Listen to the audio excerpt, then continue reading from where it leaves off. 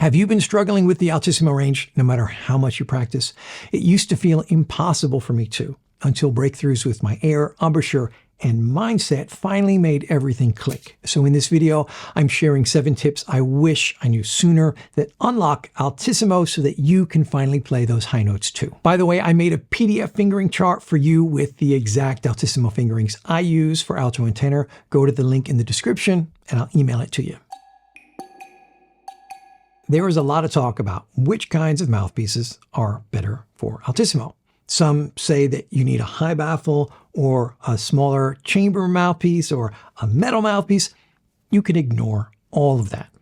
Every good mouthpiece can play Altissimo, and to prove it to you, I'm going to demonstrate everything in this video on the Better Sax classic alto mouthpiece that comes with our entry-level saxophones and sells for under $40. If you have a decent mouthpiece, you can play Altissimo. Yes, you may find that some mouthpieces make it slightly easier, but the thing stopping you is probably not your mouthpiece. Everyone can do this first step I'm going to show you, and it will immediately make playing Altissimo so much easier. Your front F key is the gateway to the Altissimo range. Start replacing your palm key fingerings for E, F, and F sharp with the front F fingerings that I also put in the PDF. This is how you play front E and front F. Those two are the same on alto and tenor, but F sharp is different. This is F sharp on alto. This is F sharp on tenor. Start using those front fingerings all the time when you practice scales and exercises or play your music. This way, you're doing prep work for the Altissimo range in your daily practice. The first true Altissimo note is going to be high G for most saxophones, but playing high F sharp with this fingering is essentially playing Altissimo. So now all you have to do to get your first Altissimo G is slide into it from F sharp like this. And here are my fingerings for Altissimo G on alto and tenor from the PDF.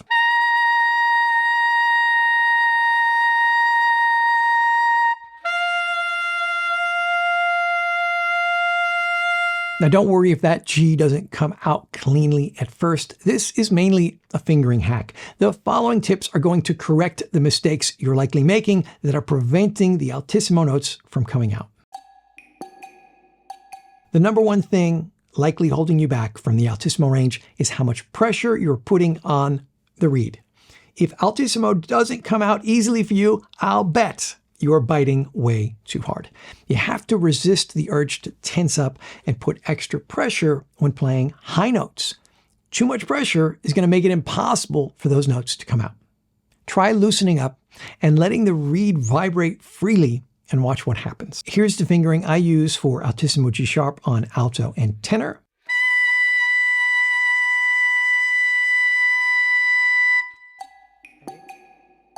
Apart from biting too hard, you're probably blowing too hard as well. The higher you go up on the saxophone, the less air you actually need to get the notes out. This is just logical. For low B flat, the tube is the longest it can be.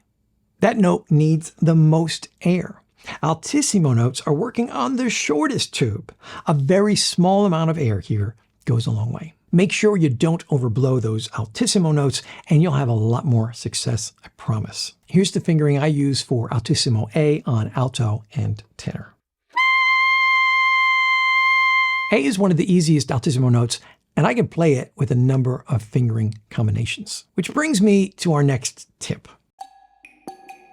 If you look around, you're going to come across a lot of different fingering options for Altissimo notes. But the truth is, fingerings in the Altissimo range don't actually matter all that much. Try the fingerings on my PDF, but check out any other fingerings you come across and experiment with those too. The idea is to find a set of fingerings that work well for you on your saxophone. My fingerings have evolved and changed over the years many times. The point is, if you're not getting Altissimo notes out with consistency, the fingerings you're using are probably not your problem. Here's the fingering I use for Altissimo A sharp or B flat on alto and tenor.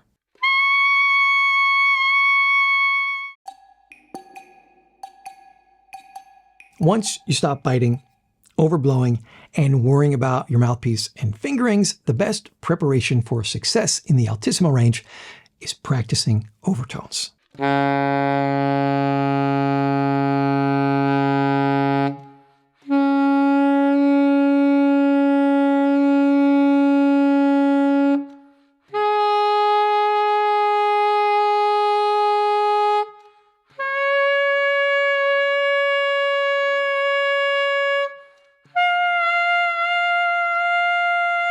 I made a separate video on this topic that you can go watch, but not only will overtones help you with your Altissimo range, they're going to help you develop a richer, more robust sound. They'll also help you with tonal and embouchure flexibility. Don't skip your overtone practice. It's going to lead you to popping out Altissimo B on saxophone. Here's the fingering I use for that note on alto and tenor.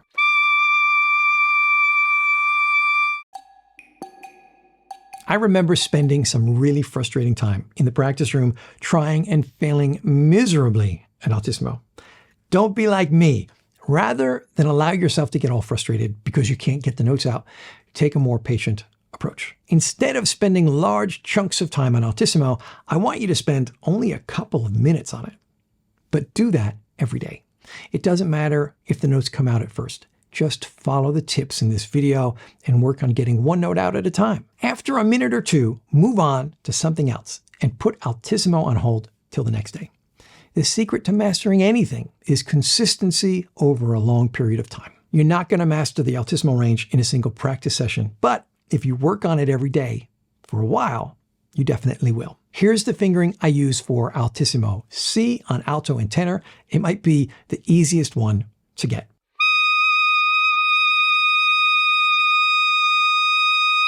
Be careful though. If you don't have a solid saxophone embouchure, you're always going to struggle with Altissimo notes. So go watch this video next where I show you my easy embouchure anyone can master that will give you a beautiful tone every time. With that embouchure, Altissimo is a breeze.